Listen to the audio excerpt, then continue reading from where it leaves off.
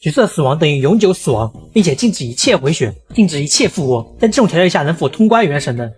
在这之前，我们已经通过了前3国，接下来则是续命之旅。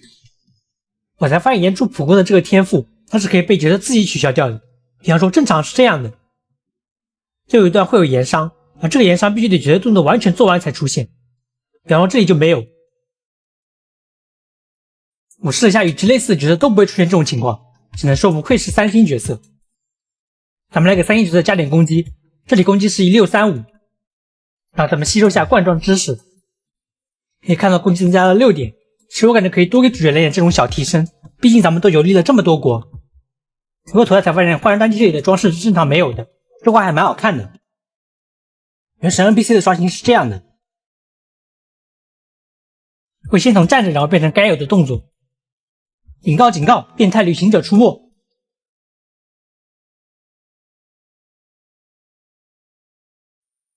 续命前期的怪都是镀金旅团和驯兽，只能说难度甚至比不上到期，所以我前面战斗场景会少一些。我突然想到，玩家手里的小岛神不是有读心术吗？但是在 3.2 才有小岛神可以抽，那么 3.0 和 3.1 的剧情里面，小岛神读心会怎么样呢？只要玩家抽到小岛的时候，基本上都过了这段剧情了。咱们占卜一下恋爱运吧。和你有缘分的人会出现在好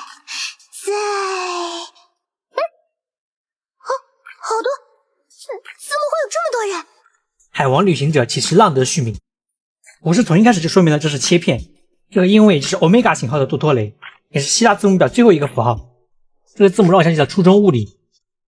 然后出现了我这个挑战最惧怕的原魔，流血狗挠一下我全队都得掉血，而且我发现这流血狗只要距离远一点点，它就会疯狂瞬移，这就导致我有些攻击没躲掉。这里我被打到了3下，全队掉血1000多，最主要还是无师盾太克制我了，看来我得更加小心谨慎些，毕竟咱们是无法回血的。如果你把角色卡在光心里面，那么它还会这样，会被卡住来回弹。这里打完需要用草角色开元素方碑，我之前挑战里面是用草种子搞的，现在这个挑战咱们可以去搞个克莱更加方便，第4层深渊也是无伤通过。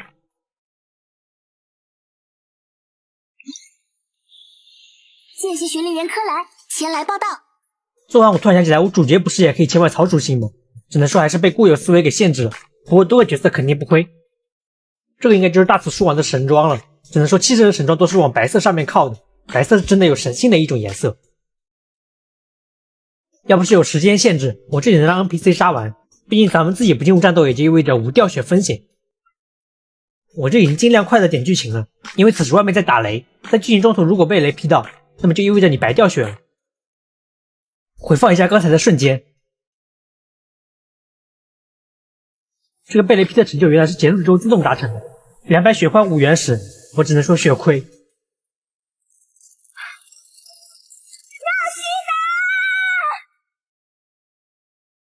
这里是尼禄视角，我也是尝试远离教令院，看看会发生啥。可以看到直接重新开始剧情，而且还有剧情回顾功能，这玩意应该也是续命时期新加的。我才发现这段剧情还可以自己转视角，不太清楚手机端啥情况，电脑端站的时候站视角只要动鼠标就行，但是这里需要拖住鼠标才可以。我发现了火枪的全新代移动作，也就是摆出思考动作，这里人中的代移动作类型是真的多。这里冲网的一波把兵营打死，不然开盾之后贼麻烦。接下来就是散兵战了，还是一样入战回满血，打完之后会扣回到之前的血量。而且都有小草的适用，所以前面都很简单，咱们只要操纵小草一直跑就行了。这里天上的机关只能用小草重击去打，我这边由于体力条贼短，这3个机关我就打了20多秒，我才感觉这个主线的判定时间好久，我磨蹭了好久必杀技都没降下来。这里也是满血无伤过了。接下来这里因为路途中间有3只流血狗，所以我也是直接光心逃克，毕竟如果我不小心掉下去也就掉个10%血，但是如果被弹过3、4下就超过这个血量了，而且大的流血狗更不好打。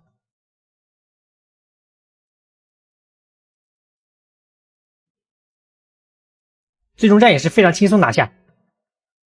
这就是你们一直在寻找的答案，让世界彻底遗忘我。我真是服了，每做一个挑战就得看小草哭一次。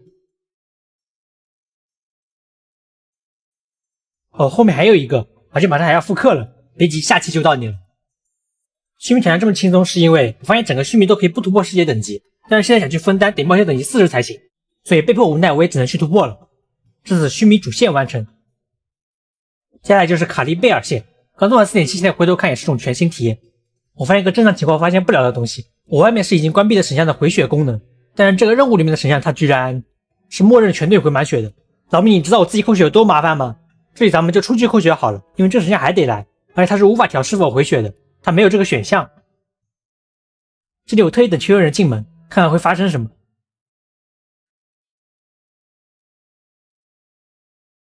可以看到进门之后就消失了，然后我自己也是进去，确认人就这样永久消失了。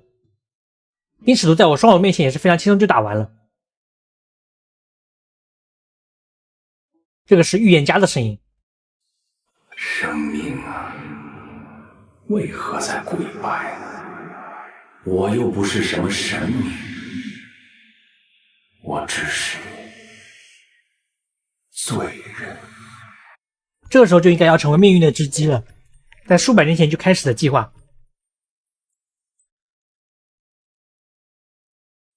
完成卡利贝尔线之后，仍然还需要1万多冒险经验，所以我也是对他前头传号任务。这里我记得前面有埋伏来着，而且哪怕你提前把前面拐角的炸药桶引爆，它还是会有伤害爆炸。我这里凯尔顿冲过去还是被炸掉血了，不要问我怎么知道这埋伏的，只能说这些冷知识我做过太多了。剩的情咱们也是只能用 E， 因为普攻大家都会回血。现在还差8200多冒险经验，而我还有29个树脂，差不多正好够升级。那么接下来就是无聊的碎树枝环节，这里是节子豪鱼的玩法，纯粹的只要冒险阅历。正常门星这里其实可以多做几天每日任务就可以了。我连现在门星升55级都非常快，任务真的太多了，干一点的1个月就55级了，这放在开服真的是难以想象的速度。耗时1小时就碎光了树枝升到40级。好的，续命片彻底完结。简小的总结一下，整个续命同样没收到新角色，克莱是打深渊送的。由于我使用了卡等级大法，所以我续命1个角色没挂，还是老样子，凯亚、班尼特、卡维不能使用，这3角色是永久死亡了。整个续命掉血最严重的是流血狗的那3下，主也是掉了10300血，不知道还能不能挺过分担。分担可无法卡等级了，只能硬碰硬了。这次一共耗时36小时57分钟。好的，我是秋名山，视频制作不易，求大家求关注呀，我们下期再见。